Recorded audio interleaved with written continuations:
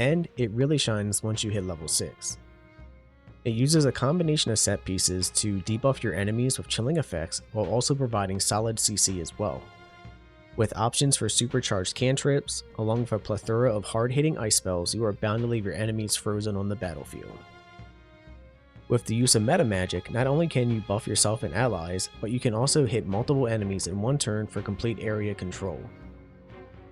It pairs best with ranged characters or other casters, but it does have options to work well with melee-based allies as well.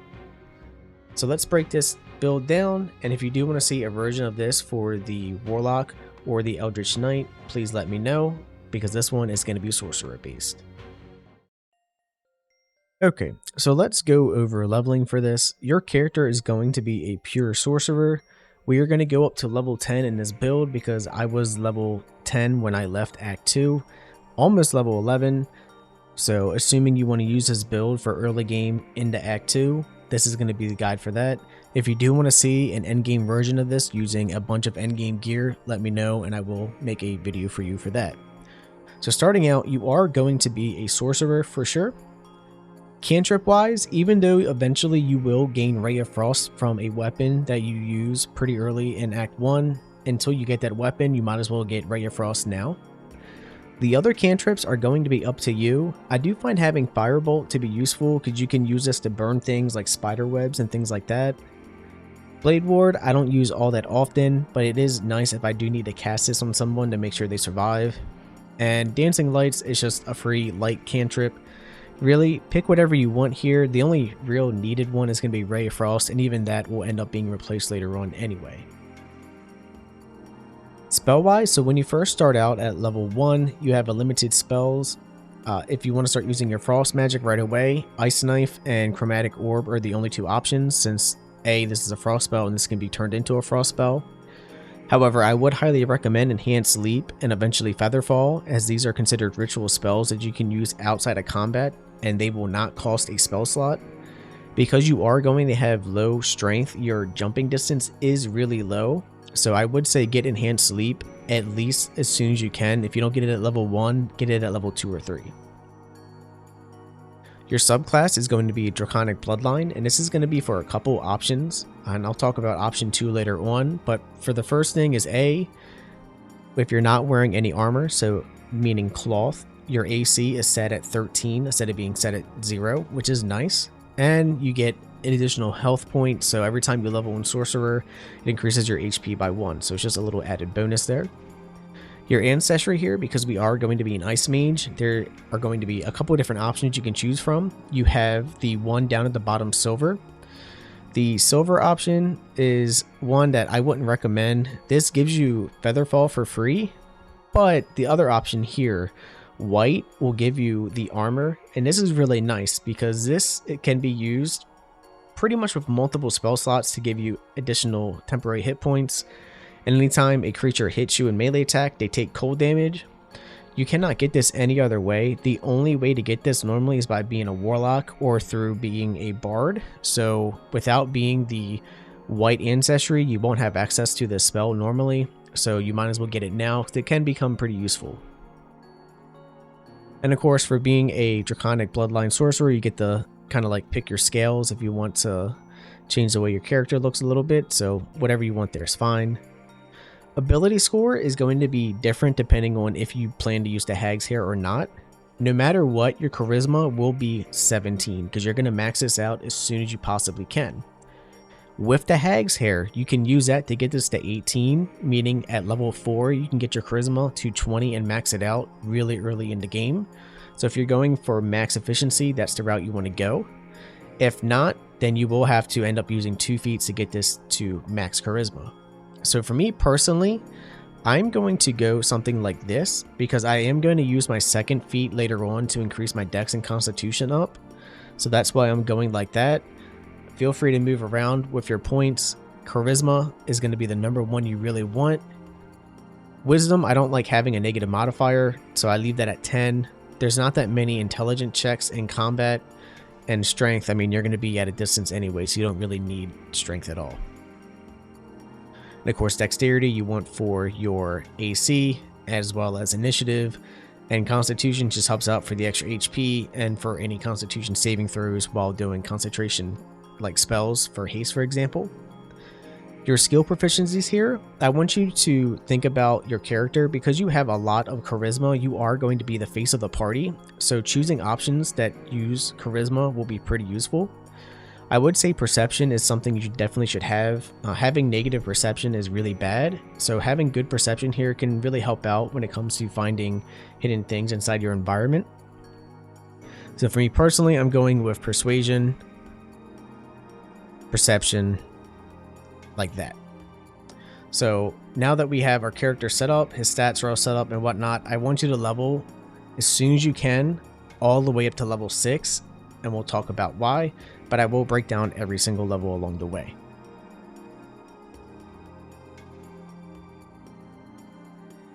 Okay, so level 2, you get some more spells. If you didn't take enhanced sleep yet, get that now. You actually unlock some meta magic. So the ones that are going to be useful for us are going to be Twin Spell. This is really nice because this allows you to cast your spells against multiple targets at once. I also like Distance Spell. Increasing the range of a spell by 50% is pretty huge. That means most spells will end up going to 90 feet.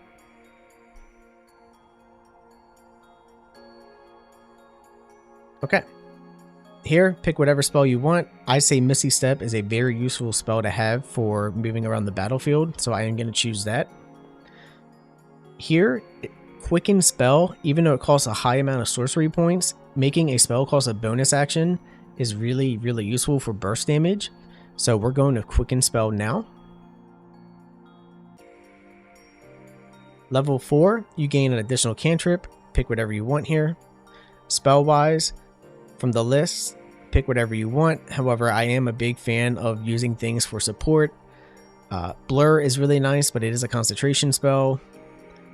Featherfall I'm picking because I can use that as a ritual spell to help out my teammates. And you get your first feat.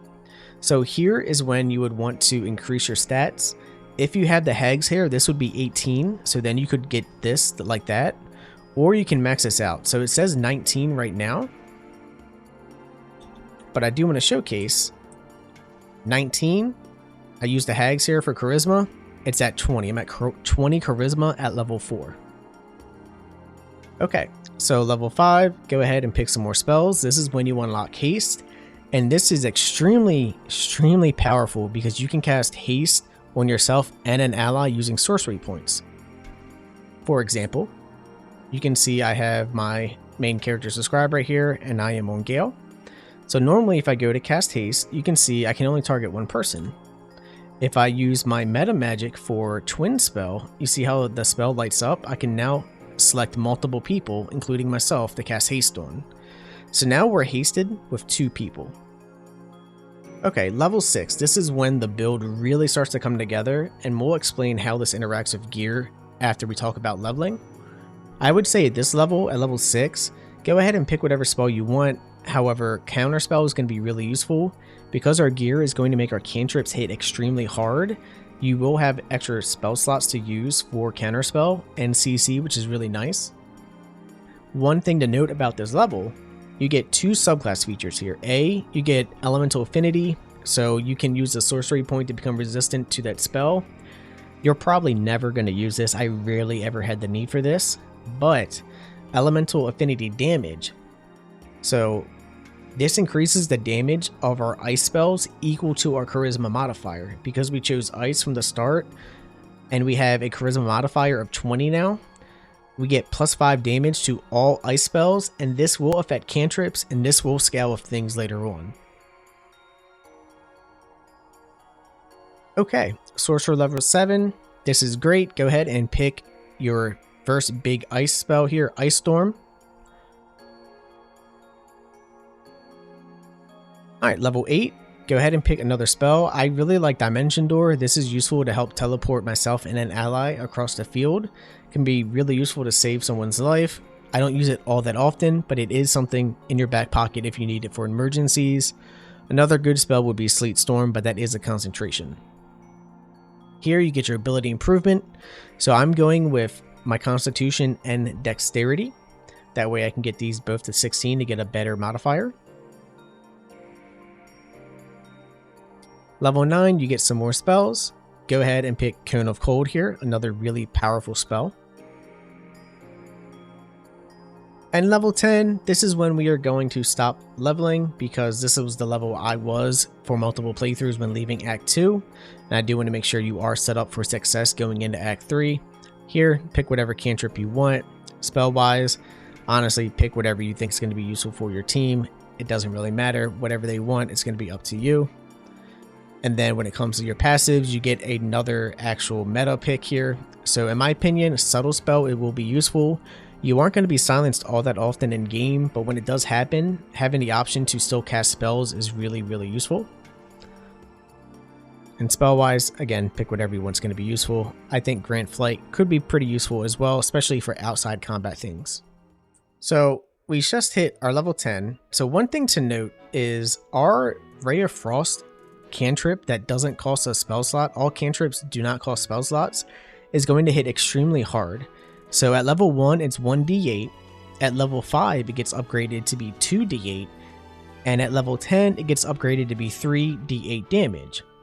But this is going to scale exceptionally well because of our gear. And we're going to talk about gear now. So gear-wise, you have a couple of things I really want to point out. A, you have the Morning Frost Staff. This is amazing because you can get this really early in Act 1. Anytime you do cold damage, you do at least 1 additional cold damage, which is nice. You have Insidious Chill. This effect puts a chilling effect on your target, making them take double damage from cold, but they take half damage from fire. And it gives you the Ray of Frost cantrip for free, so if you did not already have that cantrip, you now have it for equipping the staff. Our chest piece, the Potent Robe. This thing you can only receive if you save the tieflings in Act 1. They have to survive and get to Act 2 because you will have some tieflings that are trapped inside Moonrise Towers. While inside Moonrise Towers, you save them and have them basically go to Last Lights In. You got to complete the quest and it will give you this chest piece as a reward. This thing makes your cantrips deal additional damage equal to your charisma modifier. So if you recall earlier, I talked about the elemental affinity damage. So we got +5 for all spells here that are ice. And then our ice cantrip here, Ray of Frost, gets another +5 because of that right there. So now you're looking at +11 damage because you also get +1 from your staff. But we can make a Ray of Frost hit even harder because of the Necklace of Elemental Augmentation. Whenever one of your cantrips deals elemental damage, you add your spellcasting modifier to the damage dealt. Our spellcasting modifier is 5 because we have 20 charisma. So now your Ray of Frost, at bare minimum, is going to do at least 16 damage raw. That is really, really powerful. And it's really great. What's really great about this chest piece, however, along with the necklace, is other damaging cantrips, for example, like your Firebolt, are still affected. So your Firebolt and other damaging cantrips will still do additional damage. They just won't hit as hard as your Ray of Frost. Okay. With that out of the way, let's talk about the other gear pieces that are going to be extremely useful for this build and things that I would really recommend. Let's start with the Encrusting Frost effect. So you have your Cold Brim hat and your Winter's Clutches gloves. These things have an effect called Encrusting Frost. Anytime you basically deal cold damage to the enemy, you apply this. The enemy has disadvantage on dex saving throws. Whenever you get this to 7 stacks, they have to make a Constitution saving throw, and if they fail, they take cold damage and they are frozen. Frozen means they are essentially stunned. They can't move, they can't act or react, and it says here, if dealt bludgeoning, thunder, or force damage, the ice shatters, ending the condition. That's true, but what it doesn't tell you is bludgeoning, thunder, and force damage will be doubled against frozen targets. So if you are playing with a friend like a warlock, you know, Eldritch Blast does force damage, or if you're playing with any type of melee character that has a bludgeoning weapon, well then guess what? When they're frozen, that attack from the bludgeoning weapon will be doubled. It's really, really fun. And if you play this with a Frost Knight build that I have for other videos, if you do want to see it, it gets really, really powerful. So the helm itself is a little different. It will only apply the Encrusting Frost if you apply a condition to the enemy. This will happen all the time because if you read, your Ray of Frost reduces the target's movement speed. That's considered a condition. If that wasn't enough, the Snowburst Ring, whenever you deal cold damage, it creates a ice field around that character. Normally, Ray of Frost does not actually do a ice field, and I'll showcase that by attacking my character here. So I'll attack him. You can see no puddle or anything around the character. I equip this, attack my character again. I hit him, and now look, ice field around him, and it made him not get knocked prone because of that. So that's why I really like the Snowburst Ring, and this will actually affect other spells. Other spells, that actually have the frost effect normally for an ice field. It just makes that ice field even bigger. The other ring I'm using is one you get inside Act 2. I really like this because this affects saving throws. So whenever your target fails a saving throw, they gain mental fatigue, which gives them a -1 penalty to wisdom, intelligence, and charisma saving throws for every turn remaining. So essentially, if you hit them with a spell and they fail the saving throw, chances are they're going to fail more spells later on, which is really useful. The cape I'm using, you buy from Quartermaster Tally. It just gives you +1 AC and +1 to your saving throws. Use whatever you want here. This isn't required. When it comes to your boots, the Nightwalkers here are really powerful if you plan to be in melee a lot. However, this is not what I would recommend for the build if you play with friends. If you play with friends, you would most likely want to give this to an ally. That way they don't slip on ice. So if you play with anyone that's going to be in melee a lot, let them wear these instead. That way they don't slip on ice that you create. And instead, you can wear these boots here. Whenever you inflict a condition on a hostile creature, you inflict 2 turns of Reverberation. Reverberation was recently patched, and it actually works now. So this is really great because the enemies have a -1 to Strength, Dex, and Constitution saving throws. This will help actually making sure the enemy fails their saving throw and actually become frozen from encrusting frost.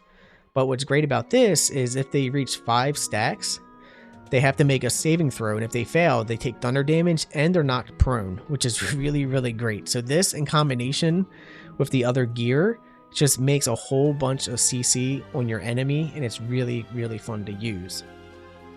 The last item I would say is kind of worth using but not required would be the Darkfire Shortbow. This just gives you haste as a free spell to use and gives you resistance to fire and cold damage if you did not already have it. There will be one other item. If you are a human or someone that already has the shield proficiency, so like half-elves for example also have built-in shield proficiency, there is a shield that you can buy from a vendor inside Moonrise Towers, the Sentinel shield here. This shield is amazing because this will give you +3 to your initiative, and you have advantage on perception ability checks. So with this shield and having my dex at 16, you can see I'm at 20 AC, and also from my Cloak of Protection, I'm at 20 AC base. Not to mention, if you take a look at my stats here, I have +6 initiative. That's pretty decent for where we are. So more than likely you're going to go first, and if you don't go first, you are at least going to go in the upper half. Very rarely would you ever go last in combat. So with that being said, hopefully you understand how the gear interacts with each other. The meta magic here, we already talked about Twin Spell, but I do want to talk about the others real quick. Distant Spell is really nice because Distant Spell makes your spells go really far. You can see my cantrip here went from 60 feet all the way to 90 feet. I can hit all the way back there with this, which is insane because if you see normally I can't, it only goes up to here. The Quicken Spell is exactly what it sounds like. You make a spell become a bonus action. And then I think the other one is self-explanatory. Subtle Spells just means if you're silenced, you are no longer silenced. You can still cast. So you can see I only have 3 sorcery points here, and that kind of sucks because what if I wanted to continue to do really fun stuff like Quicken Spell, Distant Spell, and Twin Spell? Well, that's where you have create spell slot and create sorcery points. So you can actually create sorcery points by giving up spell slots. So here, I'm going to give up a level 3 to give myself 3 sorcery points. Vice versa, if I wanted to give up sorcery points to give my spell slot back, I can do that as well. And now you can see my spell slot's back and I gave up sorcery points. So I'm going to go ahead and give myself more sorcery points here. And I do want to talk about the ice armor here that we talked about a little bit earlier at the beginning of the game. What's really great about this is this will give you temporary hit points when used. And if you read your chest piece, not only will this give you +1 AC, but this will also give you temporary hit points equal to your charisma modifier at the start of combat. So one thing I really like doing is I will use this. So at the beginning of the game, you could use it pretty much up to a level 3 spell slot. It will give you a little bit more HP, and anytime a target hits me, they take cold damage. And this cold damage is affected, by the way, from your sorcery damage increase for being aligned with cold. So I use a spell slot for that though. So some other items I like using, the Pearl Power Amulet. This is really nice because this gives you an option to basically get a spell slot back for free up to level 3. So I can do that once per long rest and I get my spell slot back. Another option inside the Warden's area, inside Moonrise Towers, if you kill the Warden, you can get the Spell Crux Amulet. It does the same exact thing. The only difference is the Spell Crux one will go up to level 6. But keep in mind, because I already used it, it puts both of these on cooldown. So this and this other amulet here, they share the same cooldown. So if you use one, you can't use the other. So essentially, once you replace this one with the good one, you want to keep using the good one for higher spell slots. Okay, so one thing I would say get used to doing is as soon as your long rest is done, use your ice armor here and use it for your highest rank spell slot. This will give you a lot of extra HP, plus 25, and then immediately equip your necklace and get your spell slot back. I basically got that spell at rank 5 for free because of that. And then just make sure you do put the correct necklace back on as soon as you get done that. When it comes to pre-combat, I do like using my twin spell haste to put haste on myself and an ally. For this combat showcase, because I'm going to be fighting Voss and the Githyanki, besides Voss being level 12, they're all a lower level than me. So I'm not going to worry about doing twin spell haste, but normally that's what I would do. But I am going to put haste on myself. And you see it takes a spell slot because I have the bow. Let's use the bow version. That way it doesn't take a spell slot. Alright, now that that's said, I can start combat. And I put it in turn-based mode so I can get an easy jump on everyone. So I could start using my Ray of Frost up here to start hitting people. I could also instead use my Ice Storm because this is going to hit a bunch of people at once and put a big little field down. So I'm going to use it. A very powerful spell. If you really want to open like this, it's a good way to just do massive AoE. So that's what I'm going to do. And they didn't even see me, but you can see the mental fatigue here. They have Encrusting Frost, mental fatigue, mental fatigue, mental fatigue. They all got mental fatigue. He almost died, unfortunately. And I have another spell. So now if I really wanted to, I could start using the meta magic like Quicken spell to do Ray of Frost to hit Voss. I'm not going to crit him yet because I do want to try to get him chilled. And then because I did that, it was a bonus action. So now let's use my twin spell, Ray of Frost, instead. So I can hit him and let's hit his friend next to him. So the one missed, but that's okay. And that's going to end my turn. I'm so high up, they can't even see me though. And you can just see all these people, like how they got everything like that. But all my debuffs are going away because I'm so high up. I don't want my debuffs to go away. And I'm in turn-based mode, so let's go ahead and come down here. I got the surprise on the enemy, so they're not actually going to hit me. And if I wanted to just wipe them out some more, I totally could using the same exact type of thing. That's going to be a little too easy though, so let's instead just go with my twin spell again.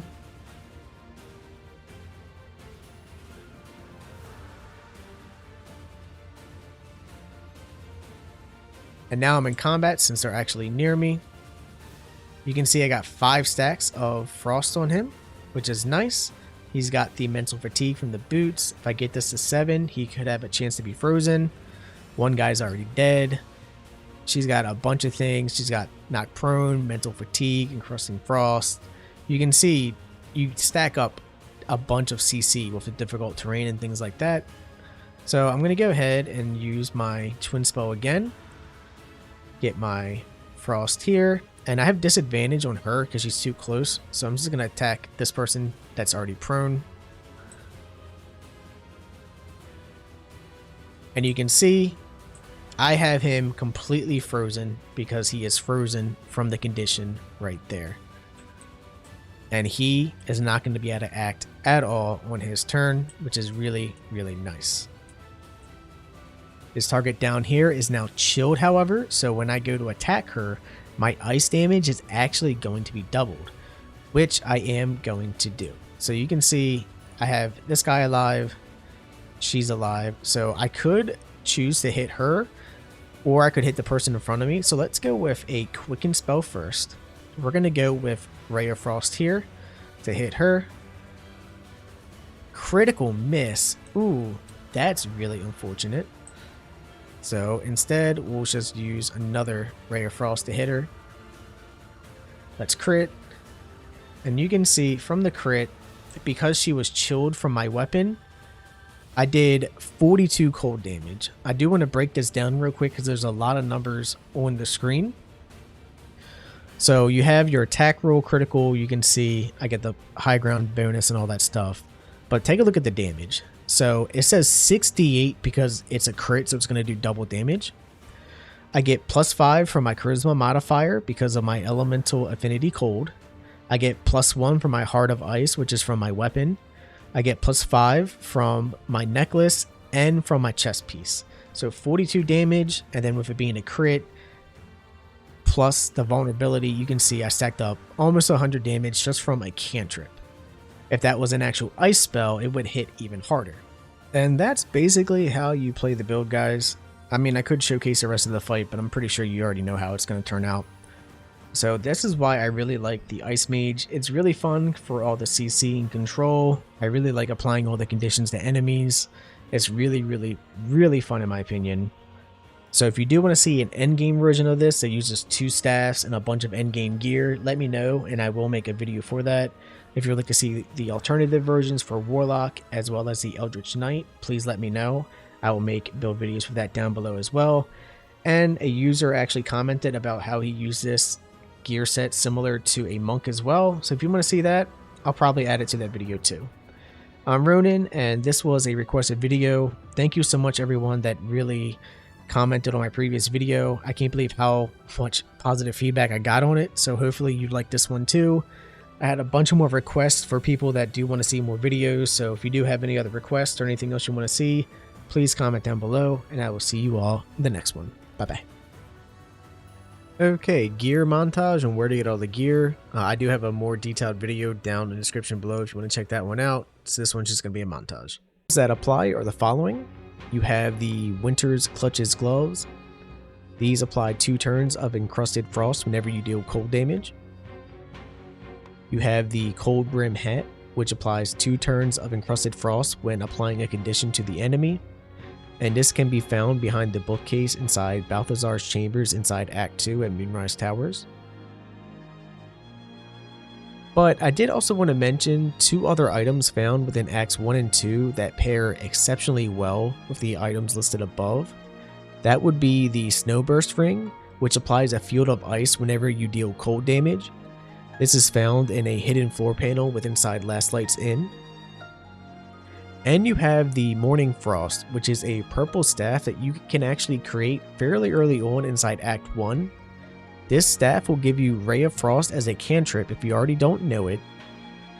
Anytime you deal frost damage, you deal additional damage, and whenever you cast a frost spell, you have a chance to chill the target, making them vulnerable to cold damage, meaning the cold damage you do will now be doubled. However, if they do have this debuff, they can become resistant to fire instead. To make the staff, you will need to combine 3 pieces. You have basically the hilt, the metal, and the ice crystal, which are all found within the Underdark. The crystal is dropped by an NPC, which can be found here on the map.